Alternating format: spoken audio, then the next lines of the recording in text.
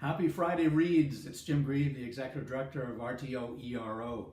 I just want to talk to you about three books that are on my list right now that I've just finished.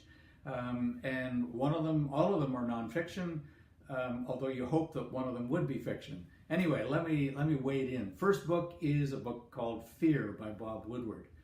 And for those of you who follow the trials and tribulations of politics south of the border, this is a deep inside look by a very respected journalist into the White House, the current White House of Donald Trump.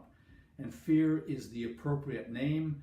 I found myself reading this book and being incredulous at every turn and every chapter and hoping like heck at the end of it things would work out okay. But then I turn on the news that night and realize Fear was not a bad dream, it is reality.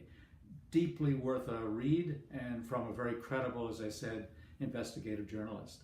The second one is a humorous book by Mark Critch, who is a Newfoundlander and star of This Hour Has 22 Minutes.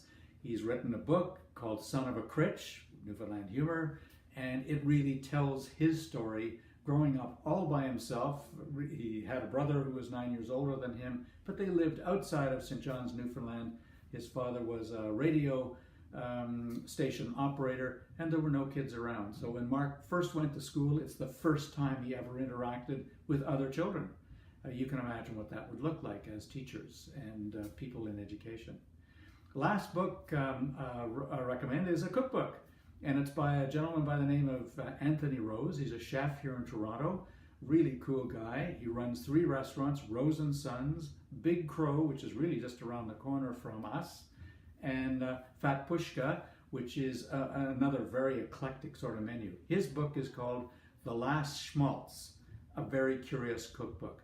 I highly recommend this book and the other two for just a different look at literature, and certainly the recipes in Anthony Rose's book are well worth a try. They're very simple but really, really delicious. Thanks for listening.